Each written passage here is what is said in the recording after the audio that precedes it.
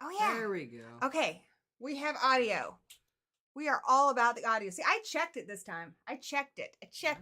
Hello. Welcome to Horror Hangout Sundays. Sometimes it's Friday night. Sometimes it's Horror Hangout. Tonight we are hanging out with my best friend, my love of my life, the gorgeous, the intelligent, the funny, the incomparable Daniel Keith Garrett Bartholomew Spencer Knight, and otherwise known as Danny Knightmare. Really? It's too bright. Oh well. Hi, I'm Danny Knightmare. I'm a horror, and this is my lovely wife. And today we are talking about the movie that you guys voted last week amongst the ones that we put up for vote as the best Christmas horror movie. And I 100% agree. I think this is a great horror movie, a great Christmas movie, it's a great a lot of things. Yeah, it gets me in the mood. It's never one that I will ever turn down, no matter what time of year. But I definitely like to see it this time of year. Like, when there's, like, horror, or just any holidays, movies in general. Just Christmas in general. This is on the top of my list of what I like to watch around this time. I see my buddy Mr. Flickster, our buddy Mr. Flickster's in the chat. We got Jason in the chat. We got Tatum Rose, who's killing it, just moderating all over the place. My buddy Brandon, the Horror Collector Fiend. Good to see you here. And, of course, the biggest supporter of the channel, because, you know, she produced me. Mummy B Movie. What's up? Also, Maverick Media, and Michael Lee Miller. That's my other best friend. So that's awesome. Horror Collector That's Fiend, not what up? you. So I'm super excited to talk about this movie. A few updates. Becky is not here today because she is very sick. And it's really a blizzard outside, too, so we wouldn't Really want her is. traveling in that. And updates. Last week we had kind of a bummer Christmas because I got laid off, but now I have a new job. So, yay! The Christmas spirit is already back in full The Christmas swing. spirit. So Gremlins is a pretty significant movie. Not only is it a great, like we said, Christmas horror movie, it's a great movie to introduce horror to younger people because it's got these elements in it. These like Steven Spielberg-y family movie elements in it. You know, like it warms your heart, but it is also terrifying. Yeah, it's between this and Temple of Doom is kind of why we have a PG-13. Granted, you know, I thought Jaws and Poltergeist and a couple other ones before that should have bumped that rating up a long time ago, but yeah, I don't know, it's spooky. Yeah, before this movie, there wasn't PG-13, and so they're like, we kind of need something that's more intense than PG, but not quite an R. And so between this and Raiders of the Lost Ark, we got PG-13. And this movie was written by Chris Columbus. Yeah, the best. The one we like. The one I celebrated.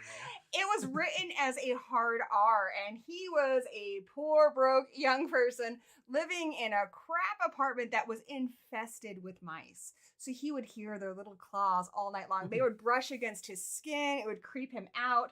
And he started developing this into a screenplay. He wanted to show off that he could write and produce a screenplay that he could shop around as a spec script.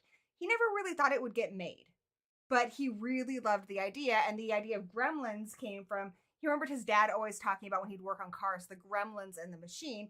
And this is a World War II idea where a lot of people in the Air Force would talk about, if a plane wasn't working or something, it's Gremlins. Yeah. Same thing goes kind of like for the Navy and the ships stuff. It's just malfunctioning in general machinery. They always blamed it on Gremlins. There's even a famous Bugs Bunny cartoon about it as well. That was the first time I remember hearing it outside of this movie. Yeah. So he kind of developed that, and he knew how he basically wanted them to look. He didn't fine-tune detail them. They had someone come in and make the cool animatronics, but he had the idea of what they would look like. Spielberg just wanted to make them look kind of like his dogs. He had, what kind of dogs? I can't remember. He had King Charles Cocker Spaniels. King Charles, yeah. So the fur design, like the color patterns, that comes from Spielberg's dogs. Yeah. So Steven Spielberg, this movie happened really by chance. Like we said, Chris Columbus did not think this was going to get picked up. He got a call from Steven Spielberg, and he's like, bullshit. Who's really calling me? Yeah, Steven Spielberg was, excited, and he was making a lot of movies at the time, and he would bring home like 10 scripts, for the weekend. This was one of the ones that he brought home, and he just thought it was so exciting, so original, he had to make it, but he did want a few changes. Now, originally, this movie, Stripe was the main character. So Stripe was the gift that Billy got. And then, of course, he has evil gremlin babies and he wreaks havoc. There was no good gremlin. Yeah. Or Mogwai. No Gizmo yet. In fact, Mogwai, he was looking up for a word for what to call them. And Mogwai is Chinese for devil. So they're never really meant to be good characters. But Steven Spielberg was like, no, you need to have one that stays good. One that we can connect with, that we're rooting for. And that is how Gizmo came to be. Basically, parents thought they were taking their kids to see the son of E.T., and that's kind of what Gizmo is. He's the son of E.T. Unfortunately, a lot of those parents got upset because the second half of the movie is a horror movie with monsters, but not the son of E.T. There are people who say the second half of E.T. is a horror movie. I would agree. I love them both. I think this movie is wonderful because you get all the feels. You get like these warm fuzzies, you get comedy, you get horror, you get the holidays. Semi-romantic. There's a lot of stuff. For a character that doesn't say much, Gizmo instantly grabs you. You feel so much for this tiny, intelligent character. The animatronics, what was his name who did the animatronics work?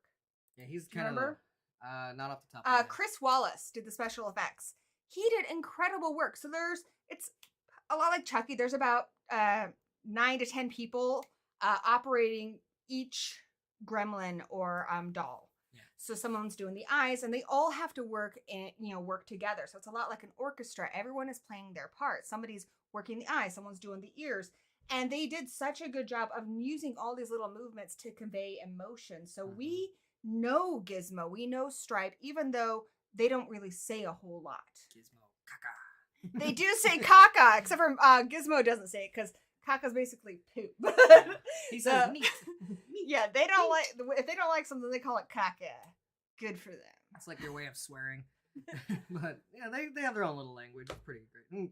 Gizmo seems like he knows Spanish and Chinese and English, so he knows a lot of languages. Yeah.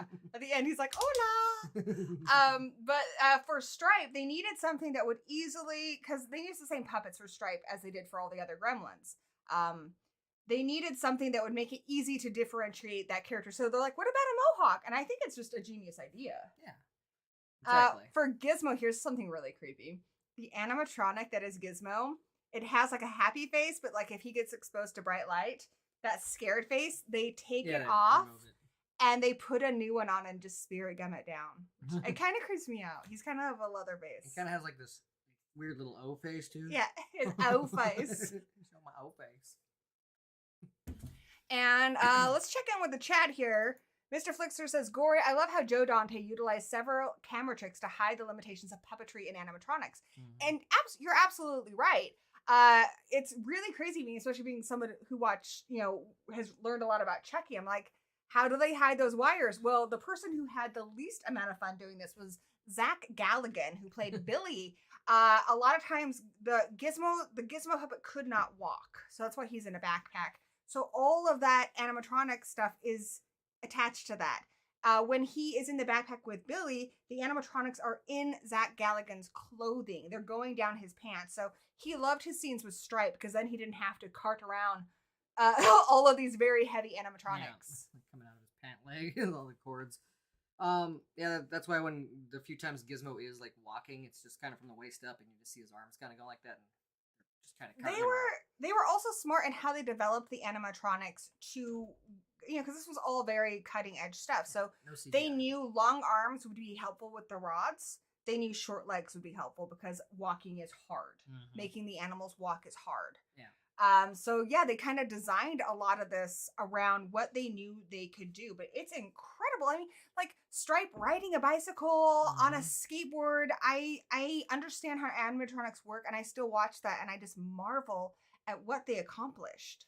The scene where they all emerge out of the darkness is stop motion, but that's still brilliant looking too, and the way that it is in a dark like alley, and it looks like they're in like the town emerging from the fog in a sense. That's just great. It looks good. That's a way to hide stop motion without it really feeling like stop motion, just looking really good. And actually, they thought they'd have to redo the whole thing over because one of the lights went out, and they're like, no, we're just going to add a sound effect, keep going, because stop motion is really hard. You move a tiny little bit, you take a picture. You move, it's hard.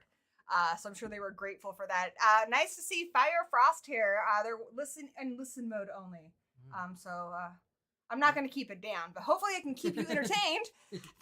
And Brandon says they have a Build-A-Bear now that's a Gremlin plushie. That's awesome. I remember, I went to school in the early 80s, and years after this movie came out in 1984, I remember so many kids had the Gremlins lunchbox and had the Gremlins backpack, and this has become something that is still, I think, even among mainstream audiences, you can mention this movie and they know what you're talking about, which is pretty incredible for a little creature feature. It's also incredible because this movie came out during Christmas time. And movies typically, they come out and they have hopefully a good opening weekend, but there will be a slow decline. There are a few movies that are exceptions to the rule. Scream is one of those ones. And this movie was too. This movie was in theaters for a year after it came out. And within those first few weeks, it just kept climbing and climbing and climbing from word of mouth. Everybody wanted to see this movie. This movie did an incredible job. And I think there's so many reasons why that is. I mean, obviously, we've talked about the incredible special effects. But the characters, we were talking about that today. There are no forgettable characters in this movie. Not really. Not any like that have actual lines and parts. Like Dick Miller driving his tractor to work. Drunk. Trying to drive. Yes! Walking home drunk because he's like, yeah, you should drive that tractor. You're kind of wasted. But yes! So great. Mrs. Deagle, she is so right out of one of those old movies, like the villain of the neighborhood. She's the Wicked Witch, basically. Like before Dorothy Goes Oz, the real lady that the Wicked Witch was based off of. Like, I'll get your little dog. Kate, who is so wholesome and sweet. She's working a job for free in her evenings because she just cares so much about her town, but she hates Christmas, and we want to know why. And then you have that great speech she has about why she hates Christmas, because her father was killed. And a lot of people hate it. I love it. I know a lot of people making this movie wanted it cut out, but Joe Dante and Chris Columbus were like, no, that needs to stay in there. It's like this wonderful bit of dark comedy, but she plays it so well because she is so sincere. Yeah. There was a scene right after that where they find Judge Reinhold like hiding in the bank vault. But I think the main reason why they cut it out is it kind of like underdid her great speech. Like that was a great place to end that scene. It would have like kind of been awkward to like, let's for him because he doesn't have that many scenes. And he did great. He was a total dick, but he was a great. Whatever. He got to see Katie come out of the pool in fast time, so he'll be fine. Still chasing her. Also, some wonderful voice talent here. So Frank Welker, who not just one of my favorite celebrities, my son's. My son has a list of celebrities he would love to meet.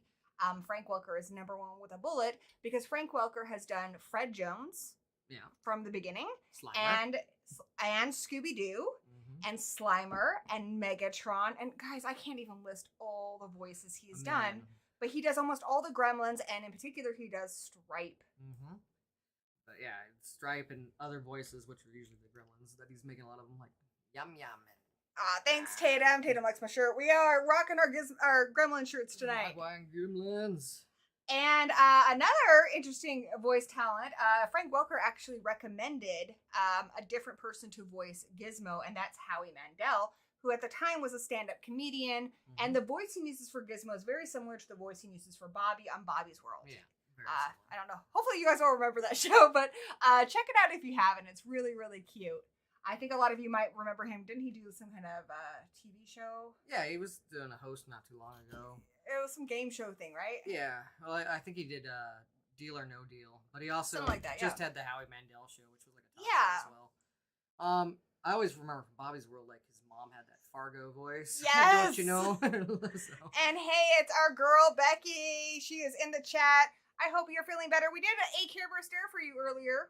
It's pretty cool. Also, Michael was here earlier. I don't know if she's still here, but it's wonderful to see my real world friends in my YouTube realm. And Becky is a co-host of the show, so it's nice to have you here. And even though Frank Welker, I don't think he did Slimer's voice in the movie, but he did Slimer's voice in the cartoons. But this also premiered the same weekend as Ghostbusters, didn't it? It did. Yeah, Can you imagine being somebody who's old enough to go to the theater that week? I mean, I don't think they knew what they were getting, but it's so wonderful because these are such high concept things. And a lot of times, especially these days, studios are reluctant to put a lot of money into something that is different, that you can't categorize. And I don't know how. I mean, I guess Steven Spielberg is the one who made it happen. But I mean, this movie, it's not really a family movie. It's not really a horror movie. It's all of those things, but it's not any one of them. Well, Joe Dante was basically saying that he just at the right time, at the right place, got to direct this and kind of make his name, and everybody will always remember him as the guy who did Gremlins. But it was a lot because of Spielberg. But even Spielberg was saying it was like between the three of them and Chris Columbus and them, there was just really no adults running Hollywood at that time. And since Spielberg was proven as a success, they got the green light to kind of do whatever the hell they wanted.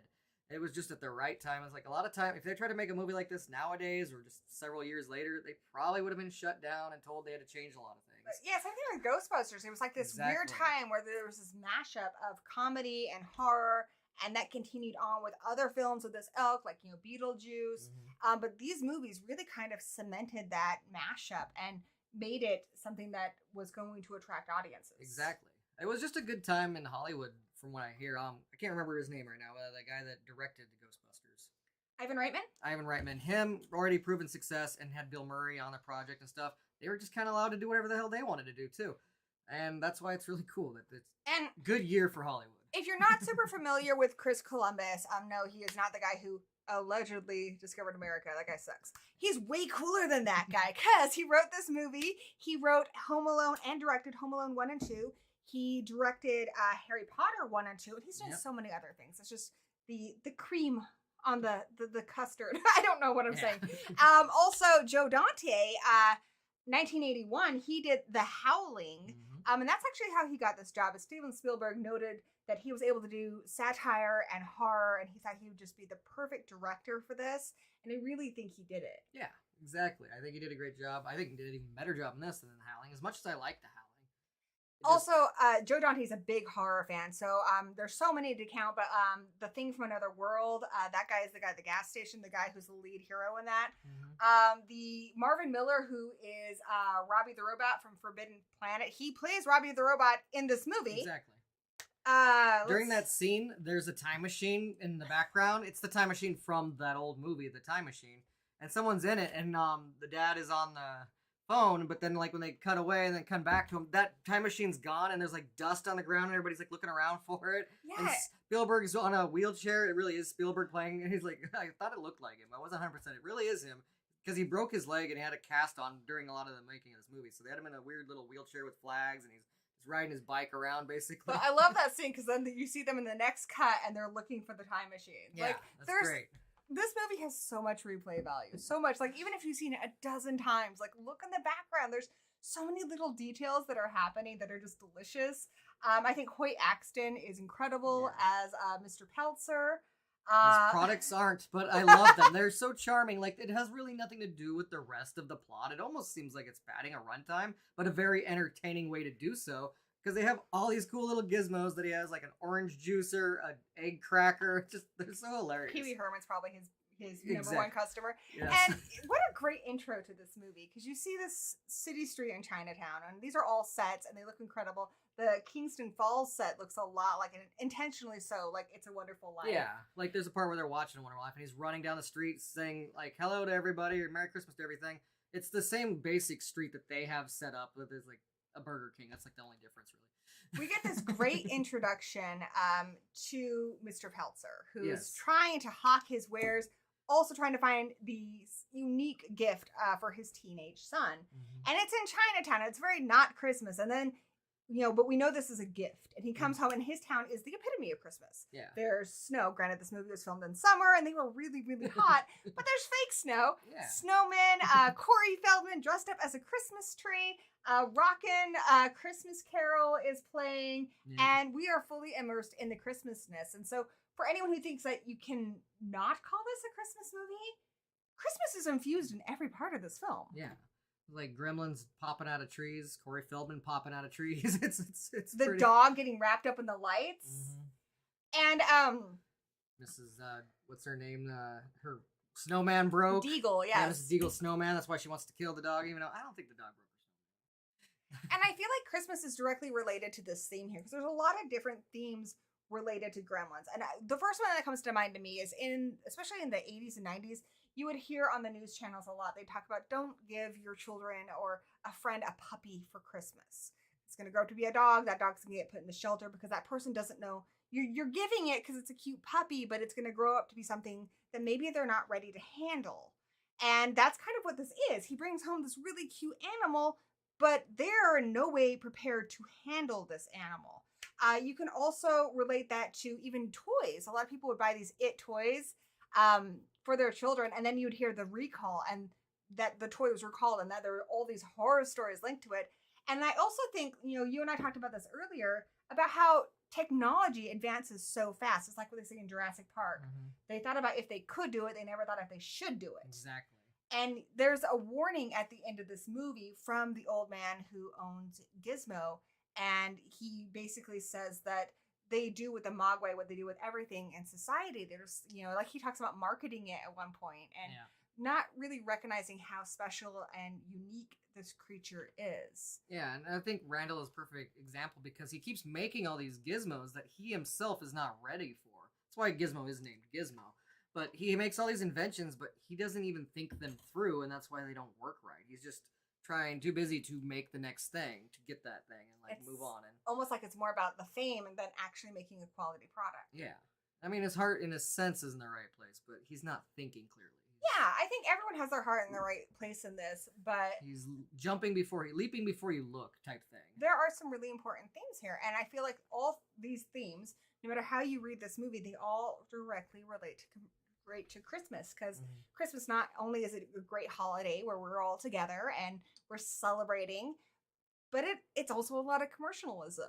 So, and I like how Katie does bring up a lot of the dark parts of Christmas, like, because some people do get really depressed, and she goes really far with it, talking about people like opening their wrists and stuff. But I mean, it's just whoa. Michael says Teddy Ruxpin flashbacks. I still shudder. And see, that's a perfect example, because I remember I wanted a Teddy Ruxpin so badly. And my parents tried a couple different times to get me one, and both the times they tried, it didn't work. Yeah. And so I ended up getting a Teddy Ruxpin blanket, which was great, but yeah, it's just like it's rushed out so quickly that they don't even really know if it operates properly. I apparently had one, but as a child, I have no memories of it until I remember finding it when I was like 8 or 9 or 10, somewhere around that age. I'm like, I had a Teddy Ruxpin. They're like, oh yeah. So I started putting like Aussie tapes in it and stuff. I remember a friend did that with. There was like a Big Bird one that was pretty similar to that. Yeah, there was a couple of them. There was also she looked kind of like my buddy but female, but her name was Cricket, and she had a bunch of those too. And the voice of Cricket's brother, I can't remember off the top of my head right now, is the voice of the good guy doll in Child's Play. Keep it in the family for those dolls. Hi, I'm Chucky. Want to play? But yeah, I feel like the whole danger here, because I mean, horror movies are essentially urban legends. They're warning us not to do something. Like, you better check on the children, or you better do this. And this movie's like, you know, be careful of the gifts you give. You might get more than you bargained for. They may have, you know, precautions such as bright lights, sunlight, feeding after midnight, and getting them wet. Which those last two, I don't know exactly what consists of the rules of that. Let's talk about the rules. All right, bright light's pretty simple. It hurts their eyes, and the sunlight, it's straight, will kill them like they're vampires. So I guess they are little devils, or in a sense. Sunlight is bad for them. That one's pretty simple. I can understand that one.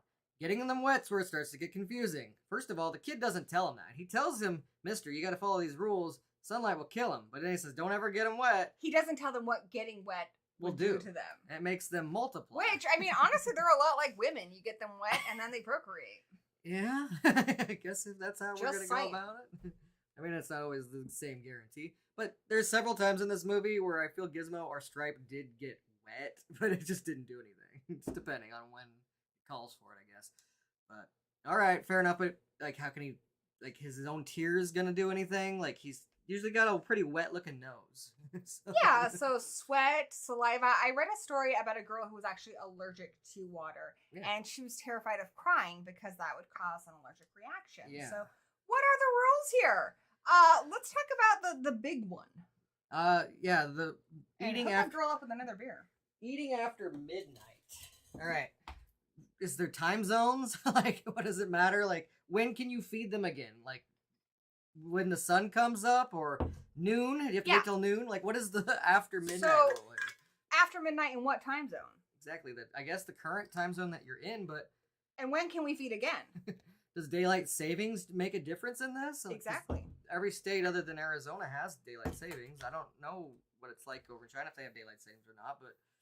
And I think for some people, I can't see anyone not loving this movie. I just can't.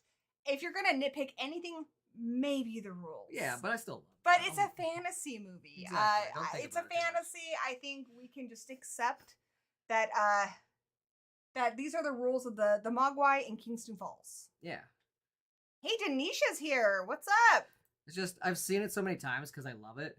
So, you know, after seeing it 50 to 100 or 300 times, I start to look at it and go, Stripes in the snow right now. Isn't that wet? They're pouring beer all over themselves at the bar. Aren't they wet? But whatever. Something else I want to talk about this movie is the incredible score by Jerry Goldsmith. It is so good. There's the Gizmo theme. I should not be singing. But you guys know what I'm talking about. It's a really sweet kind of fantasy theme. And then there's the Gremlins theme. And they do it in different ways. Sometimes it's more horrific. Sometimes it's more playful. But it just feels like mayhem incarnate. There, even in the score itself, you hear like a gremlin wailing sound. Like, especially when he jumps into the pool. That's a different one. So there's the dun dun dun dun dun dun. But there's also the one like when Stripe's dying where it's like, that is so creepy. Every time he gets wet, because there's that part where he jumps in the pool and they play it, and then they play it again like when he's in the fountain, and it's the creepy like Stripes giving birth.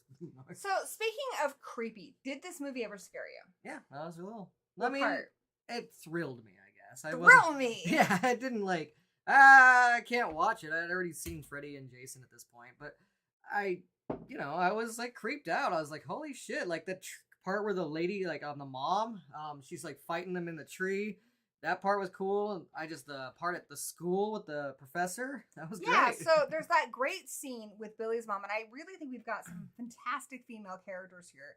One, you've got the eggs, and you've got the mom, and it feels almost like a terrestrial version of Alien. Yeah, because she looks kind of like Sigourney Weaver, and she's about to go badass. The eggs have hatched. She is totally utilizing everything in her environment to combat these strange creatures. Flea spray. Which, by the way, the Gremlins board game, flea spray is very helpful there. Yeah, you get all these weapons. It's really cool. But yeah, even just using the song, Do You Hear What I Hear? I mean, a lot of Christmas carols are so creepy, and that one really does a wonderful job of it.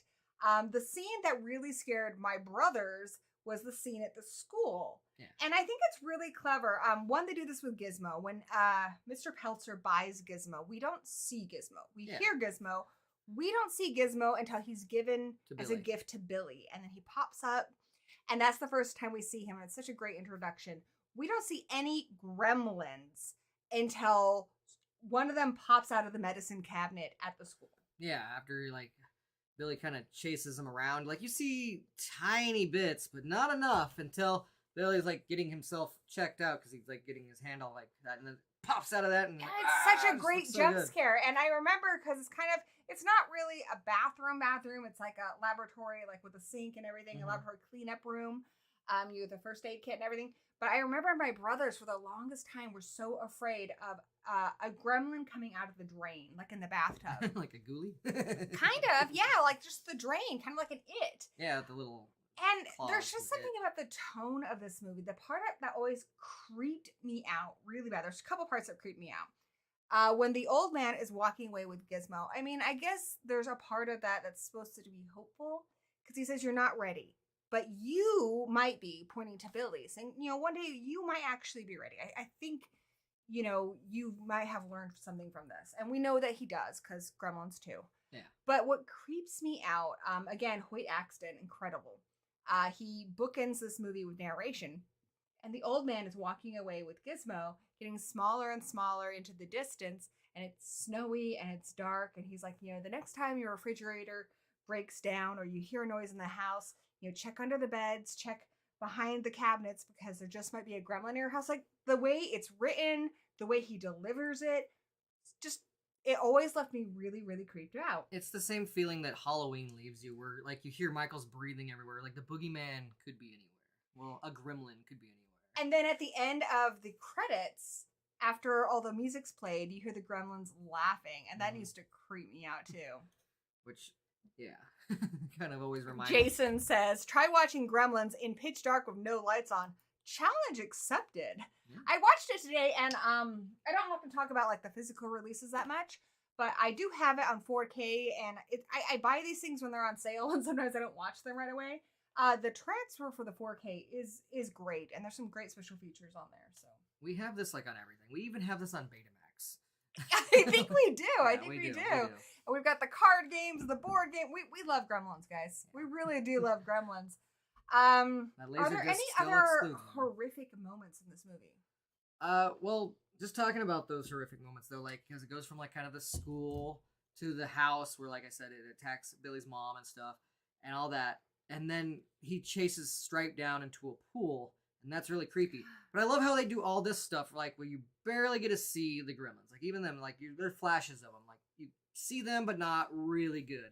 They do that until it's all scary, until they feel like the movie needs some levity. And then you start seeing them everywhere, like in town, and they are killing people. But then there's just this fun scene where you see them clear as day in a dark bar, just going crazy and just having fun. So I think that's genius, because I think the two hardest things to do, my friend Michael Miller, who is a professional stand-up comedian in the chat, can attest to this.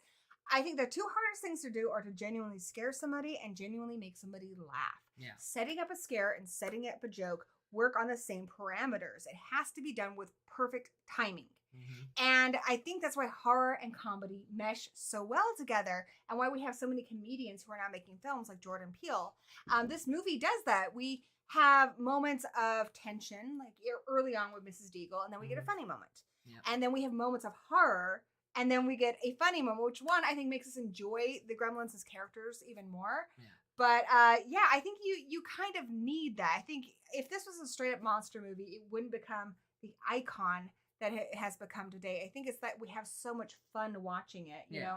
Exactly. Just like your best friends are people you can remember having a great time with. This movie is special to people because of how much fun they had watching it. And one of those scenes is the bar scene. It's incredible. Hey, Zigma's here, my little brother. You got someone doing like 80s style aerobics and breakdancing. You got a puppet show, some bonking with a mallet. You got a card game, shooting each other. And Katie's in there lighting their cigarettes and pouring beer for them, trying to keep them at ease until she's had enough and starts taking pictures of them. I love the little Frank Sinatra one with the fedora sitting there trying to... Like, that is me in high school. Trying to be cool, trying to be held it straight, and then the one where she's like, beep, beep, beep, beep, with the little puppets. Yeah, and he just bonks them. He's got a little lobster It's puppet like on one hand. the two sides of my personality duking it out. That bar scene is just kind of what's inside Gory's head at all times. Pretty much. That is my head. That is my head. Kind of brain. I love that entire scene. The flash dance dancing. Yeah. The music. Yeah. This Oh, is great. God. The flasher. And like I said, Katie is a badass, and she starts handling them themselves with her camera and everything, and kicking them out of the way. And I love that her and Mrs. Peltzer aren't like just complete damsels in distress. Yes, No. Billy does help out. He shows up at the end of both of those scenes, but they were fighting without him. They were kicking some ass on their own. They weren't just like, oh, we're helpless and useless, and he does all the work. No, he doesn't do as much as work, honestly. He just comes in the end. And even Judge Reinhold's character says that early on. He's like, I like her because she's tough. Like me. Like me. No, but he's not that tough. She doesn't want a tough guy. She wants a good guy. And that's the what I love about Billy. Billy is just, he's pure naivete. Like, so I love when he sees that kind-hearted. the clock is broken. He's like, what's going on, Mom? I'm like, oh, honey. Oh.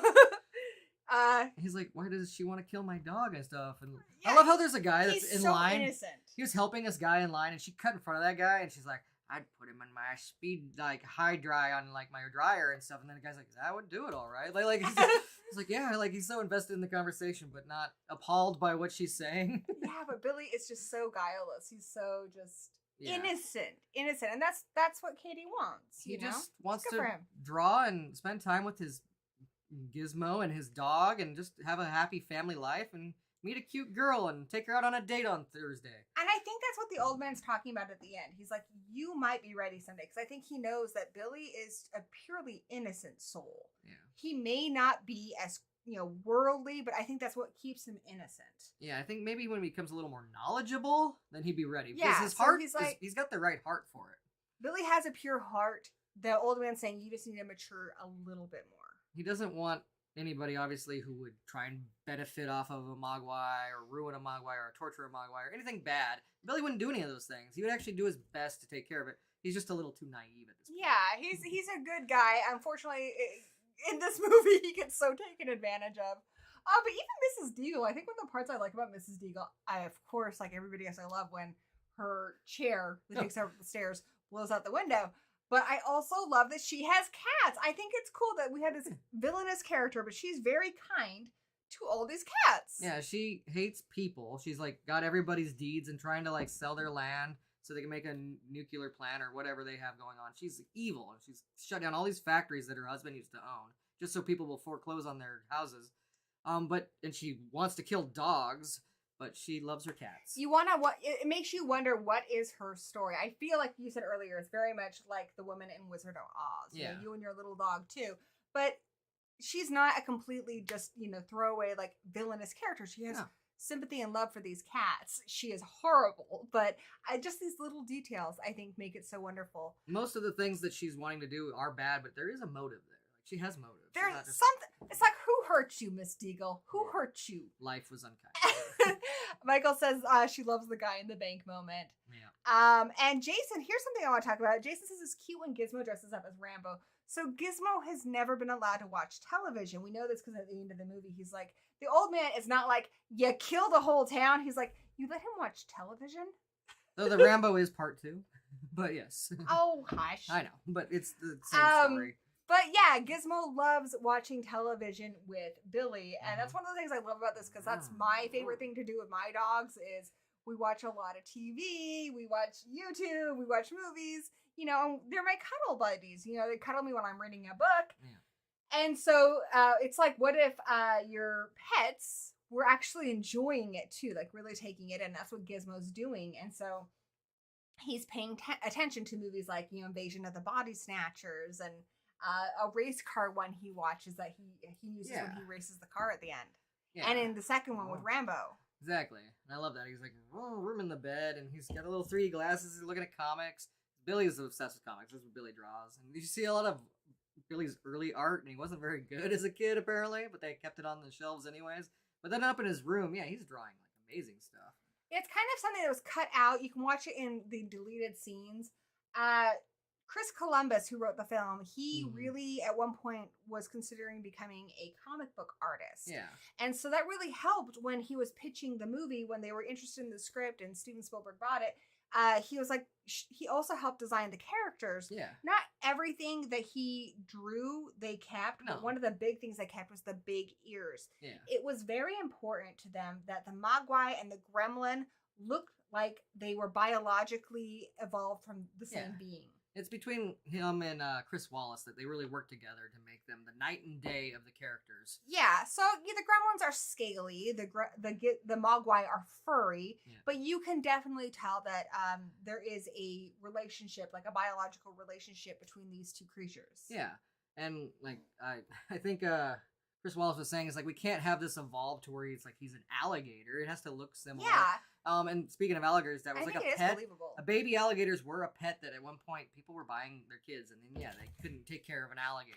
And then there's the whole urban legend how they would flush them down the sewer. So again, that theme keeps coming back, and that theme is so essential to Christmas. Like Christmas, we just want to dazzle and impress our loved ones. I think all of us love that moment when you got the perfect gift and the person you love is opening it and you see their face. Yeah. And you're doing it for that moment, but maybe, especially when it comes to giving like a puppy or a Mogwai, you're not thinking about what happens a year from now when this becomes a dog or, God forbid, a gremlin. I always kind of wanted a baby alligator because I liked Elvis from Clarissa Explains It All. Yes, but it wasn't a good idea for and I probably didn't get one for good reasons.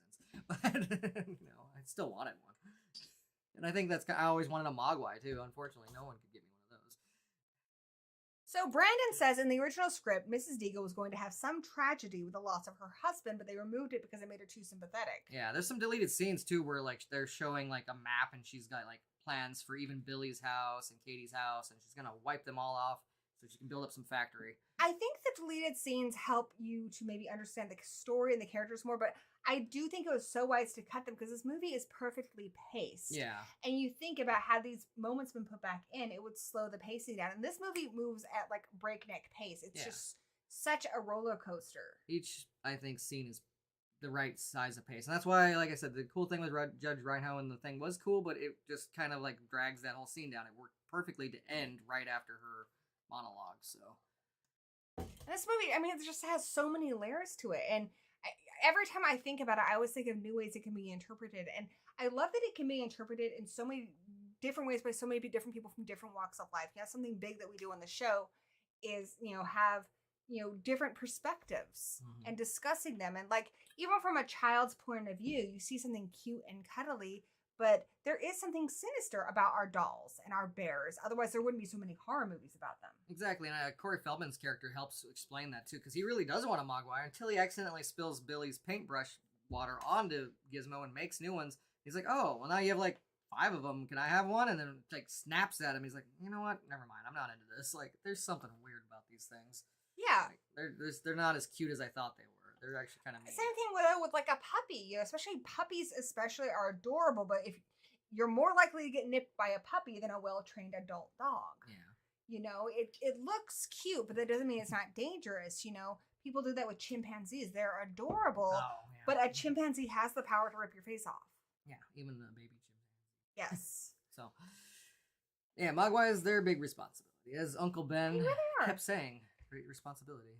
Again, talking about some of the side character actors in this, I love that Dick Miller is in this. Oh, yeah. I'm sad that I never actually got to meet Dick Miller. I'm actually a big fan of him in like most of his works. He's been killed by a Terminator. He's, 8 Flowers and Little Shop of Horrors, the original. He's just a great actor. I love it when he pops up. I love it when he got blood. Yeah, he got killed by the Killbots in Chopping Mall as well. He's just a great character actor that's been in a lot of things I love. That's what I love. For anyone who says that this isn't a horror movie, so many of the character actors playing the littler parts in this, like the gas station guy and Dick Miller, these are great horror actors, and I love that in a movie because it shows that the people making this movie also love the genre. Yeah, and him and Mrs. Futterman, they're killed by like a bulldozer, but they were so cool, especially obviously because of Dick Miller, that they were brought back from the sequel. They just like, yeah, somehow we survived that. But I'm glad, because then he dealt with the Bat Gremlin, and that was pretty cool. And the movie kind of modernizes a lot of our Christmas classics. Like Joe Dante said, It's a Wonderful Life was a huge inspiration for this film. And that movie is that classic where you have like characters like Mrs. Deagle. Like there are bad characters and there are good characters. And Yeah. a lot of these Christmas movies paint this sort of Norman Rockwell lifestyle. And all of us know that that's not true. Yeah. Norman Rockwell, it paints a beautiful fantasy of what America, I guess, could be or maybe should be, depending on your ideals. The image we wanted it But to be. one, it's not the most inclusive image. No. And two, it's not honest at No. all. We cannot be Norman Rockwell paintings all the time. Can't be Mogwais all the time. And honestly, I don't really want to be. I'd rather be messy and complicated than a Norman Rockwell painting. And that's what this movie is talking about. It's saying that those classic movies are kind of lying to you, that real life is chaos and mayhem. And that's what this movie is. Their small little town was not prepared for it. I mean, the cops are getting drunk on Christmas because they're just like, it's Christmas in this town. What is going to happen? You know, like, but that's why they're so unprepared to take on any threat, let alone a whole army of gremlins. And they use that Norman Rockwell thing in so many of the iconic scenes in this movie, like the carolers. How many times have you seen a beautiful painting of carolers? And you see that with the actual human beings early on, but then to see it gremlinized. I liked it better, Gremlinized. I do too. But they take so many of these moments, like Snow White was the first animated live action, film with sound. Yeah. And there's these gremlins, and they love it. Yeah, they're so angry. Gizmo loves it too. Hell, there's even a scene where Stripe, before he multiplies, or he just sees, like, it's a deleted scene, but he sees the carolers, and he doesn't. I don't think he knows what they're singing about, but he's just kind of like humming his head back and forth, like, oh, okay, that's pretty cool. I think what this movie is saying, because even the gremlins, the reason we love them, even though they kill people in this movie, guys. Yeah. We love a little bit of mayhem. We love a little bit of chaos because that's honest, but it's also fun. And it's hard not to love these characters, but I love that they also show them doing things that are funny, like the puppet shows and that bar scene, and loving Snow White. Yeah, they're just like Looney Tunes themselves. It makes them the cartoon characters. Like, you can't hate the Tasmanian Devil, despite how destructive he is. The fact that he would eat you if you were in his cartoon. I mean, they're cartoon characters, and we love that. It's just, they don't realize that in their cartoon, people are actually dying. And Peltzer is basically Acme. Like, all these, gadgets that don't work. That is, so basically he is Acme. Like, we were talking earlier how if you want to get nerdy, like real nerdy, talk nerdy to me. Dirty and nerdy. If you want to get nerdy, like D&D nerdy, gremlins are basically chaotic evil, and mogwais are chaotic good. So we talked amongst ourselves in our family, which are we. Danny decided that I'm a mogwai, and he's a gremlin, and our son's a gremlin, and our dogs are mogwais. And our cat's a gremlin. Yeah. But let us know what you guys are. We're all a little bit of each, though. I think we're all a little bit of each. Like, I think you're a mogwai. I don't think you're like, Gizmo, like goody mogwai. You're one of those other mogwais. I'm one of those fucking weird ones from Gremlins too. Yeah. I almost wonder if we should talk about Gremlins too later on. You're like Daffy Gremlin. The Gizmo. I love Daffy. His eyes spin around, and he just makes a big mess. He's not even that super evil. He's just crazy. He makes Daffy Duck noises. So, yeah, I don't know. I love this movie. I love it. Michael says all cats are gremlins. I agree with this. Yeah, they're definitely. I also think all cats are Satanists. And I love Satanists. And Mogwai means devils. So. Exactly. It all comes back around. It all connects. Right. Though it's funny though, Billy, when he's ready, it's only because the old man passed away and the shop is being torn down. And Gizmo needs to find a home and happens to run into a place that Billy works in the city. That's some Gremlins too. I know. I'm just saying. Maybe he's being told when you're ready someday, and it's like it was just kind of. I think it's just because Billy is a good-hearted person, but he doesn't quite understand that. Some people are just dicks. Yeah. Like he tries to find the why, and the why is complicated because people are complicated, and sometimes it's nothing you did. Sorry, Billy. Just some people just don't like you. And even if you're a nice kid. Your name's Billy, or if you know someone named Billy, maybe just be careful during the holiday season because horror movies and Billies are just a big thing with Christmas. Very good point. We got Silent Night, Deadly Night. We got Gremlins. We got Black Christmas. Yeah. Billy. Good night, Michael. Thank you so much for checking out the stream. It means a Yeah. lot to me that you came and watched, and I miss you. Oh, Thanks, thank Brandon. you, Brandon. Appreciate it. But yeah, so Billy's and Christmas horror movies, and I'm thinking there's a couple more that we haven't mentioned, but those are the big three. That's for sure. My alert box isn't working. Oh well. Thank you, Brandon. Brandon gave us a super chat and it says, "Happy holidays, horror addicts. Cheers." Speaking of horror addicts, Danny and I have been watching a lot of cheesy horror movies as of late. We watched Weird Ear. We're going to watch a lot more. But on Tuesdays over on Horror Addicts, you can see us team up again, Voltron style, and review new release stuff. Since, you know, on this channel, we'd like to keep it old school. 7 o'clock, I like to just do my live reviews on new stuff. I'll do a more in-depth one, something that's old. But we might do Weird Ear. There's a couple other ones we might see by then. I'm hoping to do a mean one, the Grinch movie. And guys, Michael in the chat, her and I have been friends since I was 14 years old. Dang, that friendship is old. Yeah. It's awesome. A while back. Way back. Old school.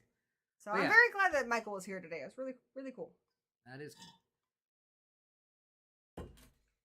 But yeah, this movie, how does a movie succeed so well at scaring people? I mean, like I said, a lot of us, maybe not all of us, but a lot of us, like my brothers and me, had lasting impact on this, you know, in a horror way. This movie, when I look at it, when I look at the characters, it warms my heart. It makes me laugh. It makes me think of Christmas. How one movie does all of these things is incredible. I think in the 80s, like Spielberg said, that I guess no grown-ups were running at the time. Like, I don't know what he means by that other than that fact. I feel like some people just had the reins off. I think he meant like the legends of old. Yeah, like the people who were know? in charge and really hammered down. And then later, I think some new people emerged to do that. But it was a time where they were allowed to kind of have fun and make good movies. They had inherited Hollywood. Yeah, at their point, and no one was there to ruin it. What? Oh, and we also got a super chat from Tatum Rose. Thank you so much, Tatum, and thank you so much for moderating. You do a lot of work here, and it is appreciated. But I just think that it was a good time where people got to make a good movie. It wasn't completely studio meddling with how the movie was marketed. Like, this is a family movie. It is a horror movie, but it's also and a Christmas movie. It's a lot of different things at once. We're screwed. I tried to pour a beer, and I just leaked head everywhere. I think we've had this problem before. We have. You gotta tilt the canister. Thank you, Jason. Jason gave us a thumbs up. And I think that's really interesting about this movie is because so many of these things come back to this theme. Mm-hmm. You know, like the Jurassic Park theme. It's not if you can do it, it's if you should do it. Yeah. To not forget our morals when we're trying to advance technology. But this movie completely didn't do that. Yeah. This movie is a movie that should not have been successful. It's so weird. It breaks all conventions. It's unclassifiable when you think of the genre. And yet it was made, and it was made with a great budget, and it was rewarded by breaking box office records. Yeah. It did all these things that studios typically would not take a chance on today. Exactly. That's my saying. It was the right people who came together at the right time where they weren't being overly micromanaged by But Chris higher Columbus, ups. like, he did want to just do a spec script, but he talks about how he was ignoring his friends and stuff because he was having so much fun writing this that he didn't want to stop. You know, he was doing it for the right reasons as an artist, having fun. Steven Spielberg read it and thought, this is fun. I want to make this because it's fun and it's different. He wasn't thinking dollar signs. No. He was thinking storytelling. Exactly. And I feel like everybody making this movie had the best intentions. And so this movie is Billy. Exactly. This movie has a good heart. And luckily it was made by people who had finally inherited Hollywood and they were ready for it. Even if that window was not going to be open forever, they took advantage of it. You know, yeah, they're like, so no, let's do this. This movie is that warning at the end of the film. Like, you will get to have Gizmo when you're ready one day.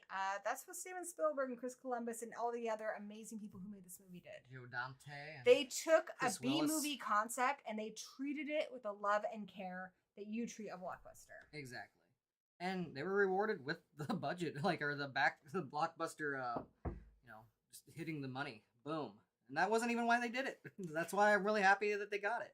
There's a lot of movies where they're like, well, if this is a horror movie, it needs more jump scares, and it needs to be rated R, and blah, blah, blah. And if it's a family movie, you need to make it this and this.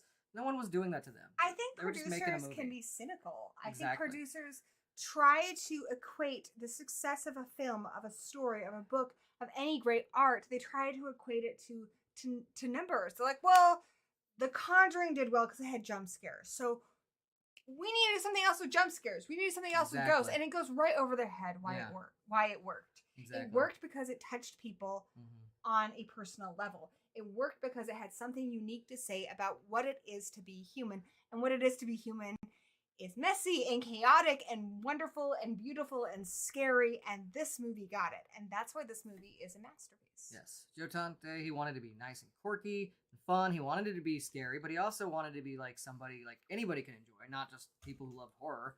And he got his wish because he was pretty much allowed to. Spielberg said basically once the casting was done, he kind of just stood back and enjoyed himself. He let him just have fun.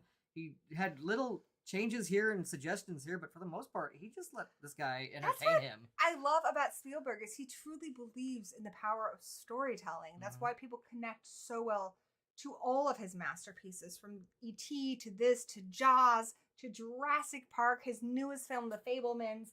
He understands that storytelling is really about telling us something we already know about what it is to be human.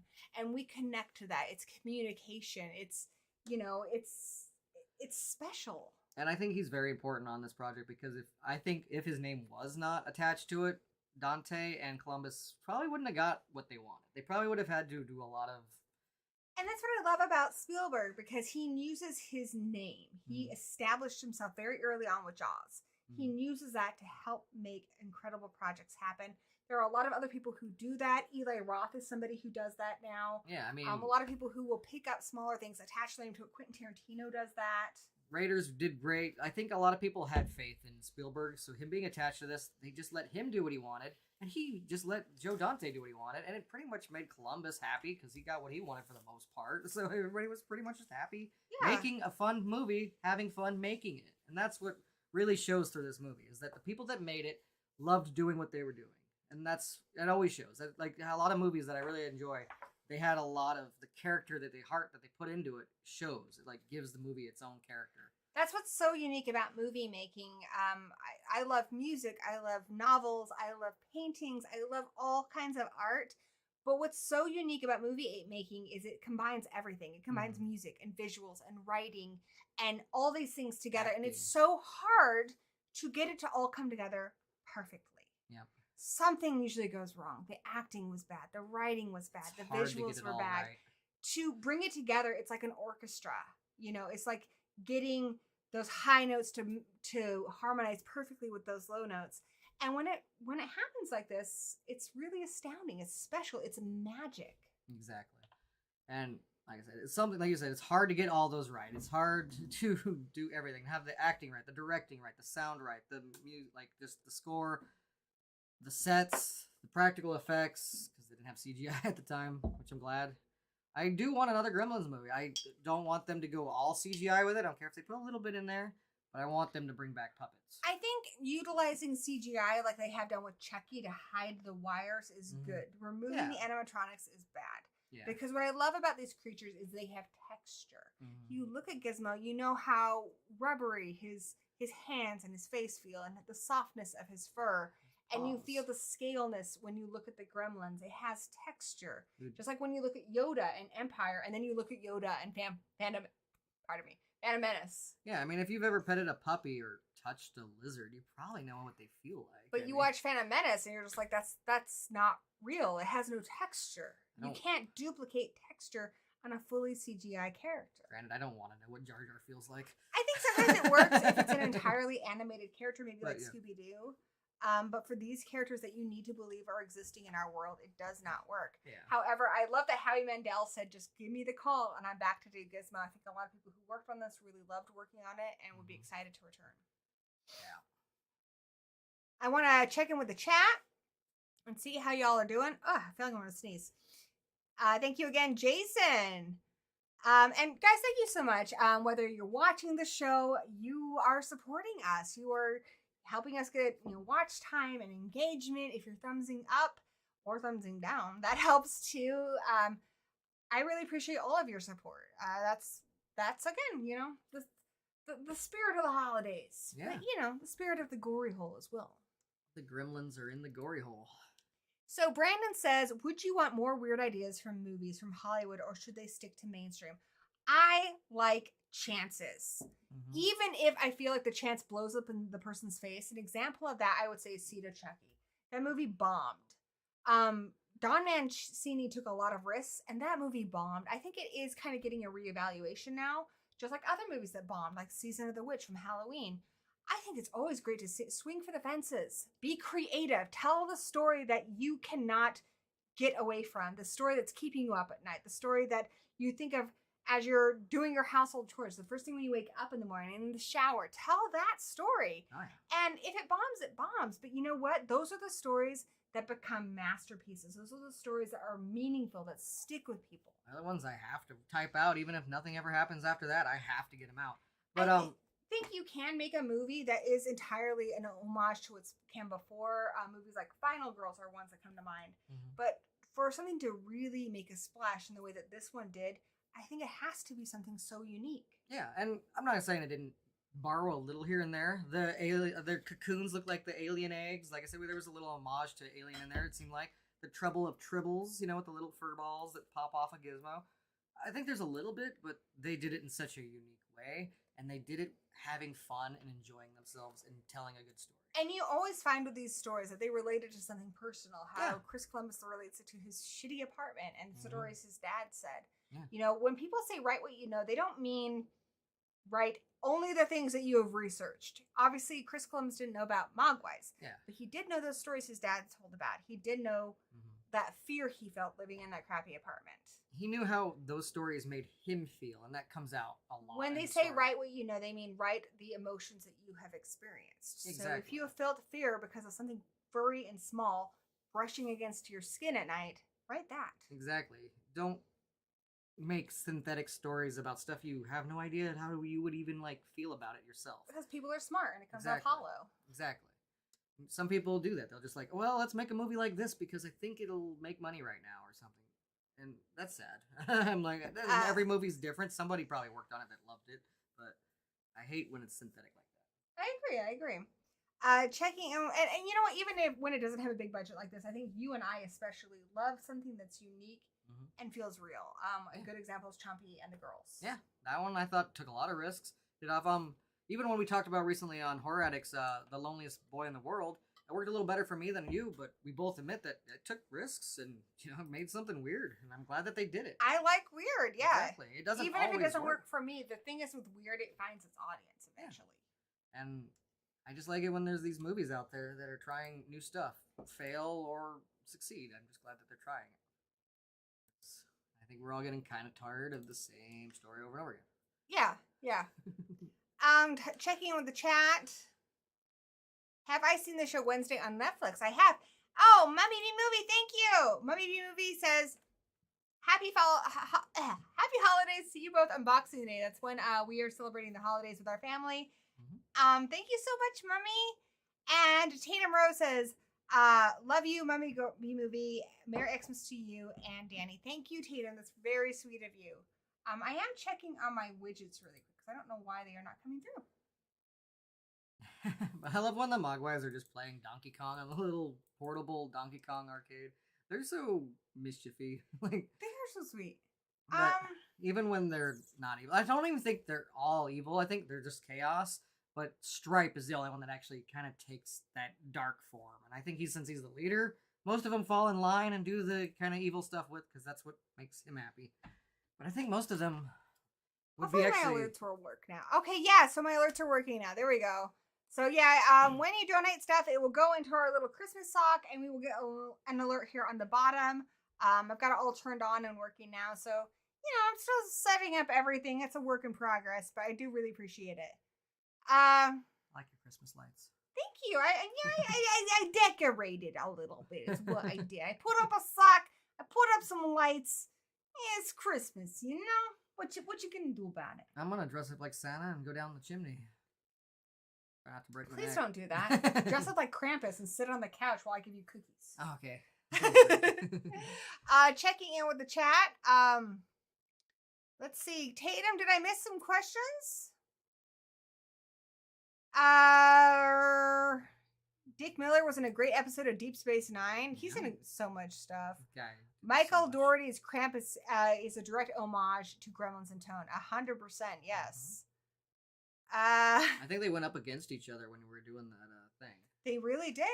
Krampus is, I think, something that's becoming a new classic. It is. It's so hard to do. It's so hard because the holidays, be it Halloween, Christmas, even your birthday, these are special times for us. We only have so much time here on this earth, and our time is precious. And when something becomes part of your yearly lineup, I think it means a lot to you. So for any movie to do that is incredible. The fact that Krampus did that is pretty special. And for people growing up on that will be their generation version. Though I have to say, Kingston Falls, that's I believe the name of the town, would be safe from Krampus. They are hey, they're cheerio, wholesome AF. love Christmas, all that stuff. Katie's the only one that's kind of a sour note on it, but she has good reason. But where the family and the town in Krampus are assholes, and they show their Black Friday sales, and they're all fighting, and it's yeah, that's why they got done by Krampus. Oh, look at that! Zigma just tipped $2 for the super chat. Went into our sock. Did you see that? Yeah, thanks. Pretty Zigma. sweet. Thank you, Zigma. Brother. Brother. If you're into Mach-E's, go check out his channel. He does. He has a Mach-E channel. So if you're very curious about the Mustang Mach-E, check out the Mach-E Connection. It'll tell you everything you need to know.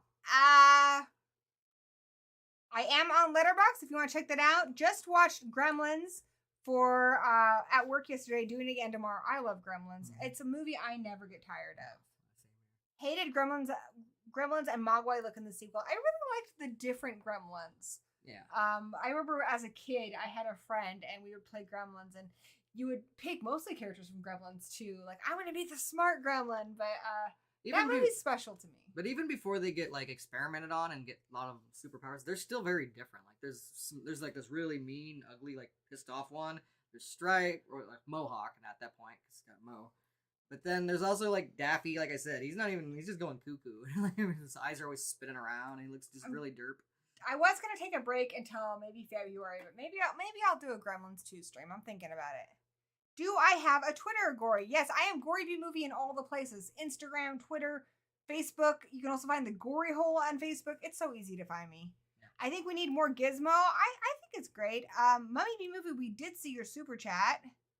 I think that there's just a little bit of a delay. I think we need more Gizmo now, movie Gizmo.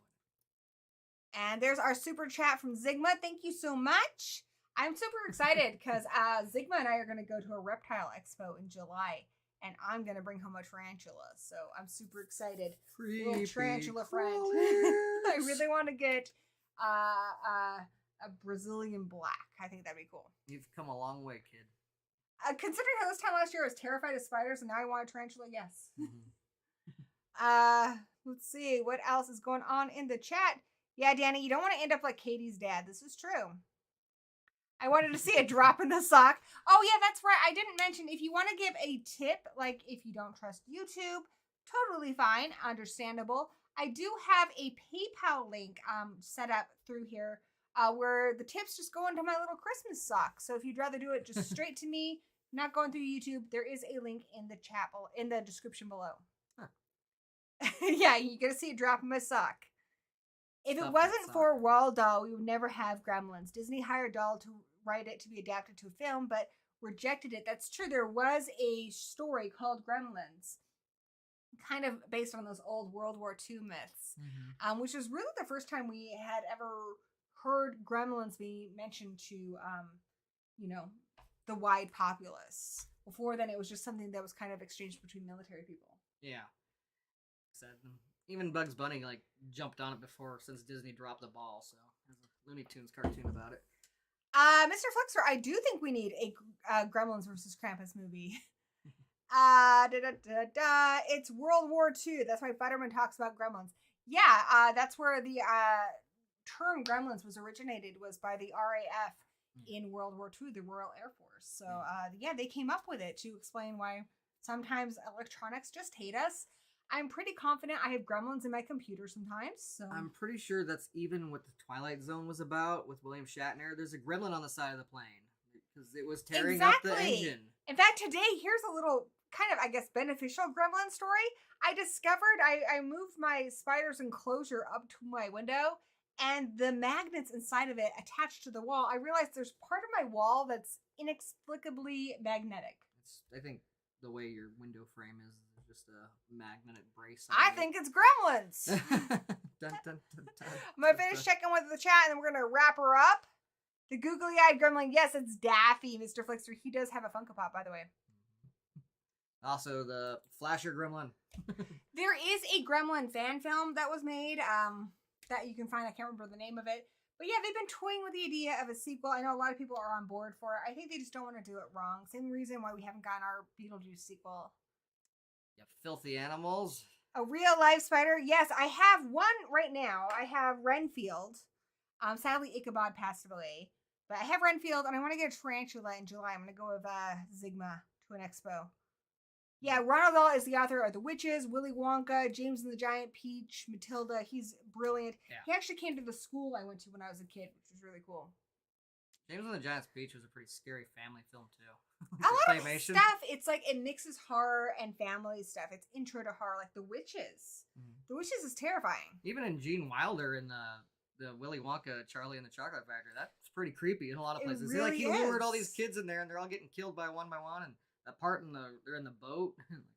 And Mr. Flixter, thank you so much for your generous donation. He says, Merry Christmas, Gory and Danny, you filthy animals. Which, by the way, is also Chris Columbus written and directed film. Yep. I love how Steven Spielberg wasn't sure if that was like a nom de plume, like a writer's name, or if it's his actual name. It's his actual name. Yeah. So he's the Chris Columbus that I celebrate. And Graveyard Grog had 2 tarantulas when they were a kid. One was Cousin It, the other was Scary Sherry. Nice. I've kind of narrowed down what I want to get, but Grandma tells her Polcrete, I think it's called. A Brazilian Black is my number 1 pick. Maybe a Mexican Red Knee. I've never had tarantula before, but I've had jumping spiders for a year, and I love it. Is she named after Sherry Martel from wrestling? I just want to know. That would be cool. It's a famous Scary Sherry. So. Cousin It's from Addams Family. Well, that's where I figured that's from. Tatum loves Home Alone. Torchbearer says, I know this is Gremlins 2, but my favorite Gremlins is Brain. The smart one. Favorite Gremlin is Brain. I have a figure of him I got from Comic-Con. It's awesome. Would you guys like to talk about Gremlins 2 in another stream? Let me know. I was just going to do this as my Christmas stream. That takes place on a holiday, too. I can't remember what it is. What holiday is that? I don't know, but she starts to go off on another monologue about it. She does! And then Billy's like, we don't have time for this. Like, he straight up just tells her. Oh, Cousin It was the Mexican Red Light. That's cool. Nice. Red Woolly. Do you guys want a stream about Gremlins 2? Should I do a little poll? Sure, why not? We'll do a poll. I'm kind of dragging this out because I'm having fun with you guys. Yeah, why not? Are you having fun? We already had dinner. We're good.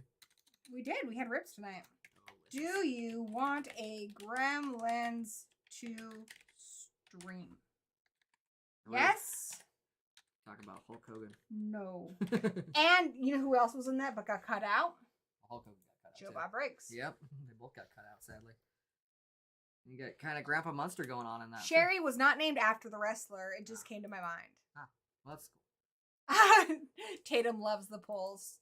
I love Tatum. Tatum's great. Tatum, guys, it's a lot of work to pull up all those links and stuff. So I really appreciate that Tatum does that. It's really cool. But yeah, if you guys want to follow me on anything, Letterboxd, Instagram, it's pretty easy. Gory B Movie, all one word. Mm-hmm. Okay. You can find well, what is next week? I don't know. I think next week was Christmas. Yeah. It is Christmas. So probably not next week. And then it's New Year's Day. I don't like. Nobody has plans on New Year's Day. Yeah, because New Year's Eve's like the big one, but you're hungover as shit. Yeah, I'm not usually, but well, it used to be when I was younger. That's our first date. Yeah, but thankfully I wasn't hungover that next day. What holiday does Gremlins 2 take place on? Look it up real quick. Maybe someone can tell you. Someone let me know. It's like, I think it might be like Arbor Day or something. No, really? Something like that. What holiday is it? It's driving me crazy. I don't know. I just know she goes in a monologue about why she hates that day, and it's just something silly. Litterbox. No, letterbox. But yeah, I have a litterbox too. Christmas is next Sunday. What holiday does Gremlins 2 take place on? Gremlins takes place at Christmas. Yeah. I can't find it. Oh. Well, shucks. I can't find it. Let's see how our poll's doing. 11 votes. Do you have a link to your Twitter? It's twitter.com/Gory B Movie. But it is in the description below if you want to see that. Also, before we wrap it up today, you can always find me and Danny over on Horror Addicts. That's youtube.com/Horror Addicts TV. On Tuesdays, we review new release movies. We're going to be reviewing some kind of new release horror film on Tuesday. It'll be Christmassy. That's all I can tell you right now. But Tuesday at 7 o'clock on Horror Addicts. So we're not going to do a stream on Christmas, obviously. Yeah. But we got 12 votes. They do want to hear a Gremlins 2 stream. How about in January? Sure. So January, we are planning a Universal Monsters Fight Night. Mm-hmm. We're planning Gremlins 2. So I think the next stream on this channel will be... Let's go with the 8th. Let's take a couple weeks off. Sure. So guys, enjoy your families. Enjoy your friends. Enjoy each other. Enjoy your pets. Might have you help me edit the Orchard Man. So. Yeah. We will be back on this channel January 8th. We're going to be talking about Gremlins 2. And that's how we're launching off the new year. I hope to see you all then. If you can't wait until then, join me and Danny on Horror Addicts on Tuesday. And before we head out, we need to get one more super chat. Fairpoint Station. From Fairpoint Station, who always super chats 666. And he says, Merry Holiday Mess. Yeah, actually, this week is Yule over on Wednesday. So I'll be celebrating Yule this week. Fuck yeah. So a little weekend Christmas for ya. Alrighty, to quote Billy, you are my family. You guys are deliciously creepy, and I love it. Bye, Billy. Do you have anything you want to say tonight? Bye, Billy. Before we go? Just bye, Billy. All right. See you guys Tuesday over on Horror Addicts. See you guys here January 8th. And until we meet again, blessed be.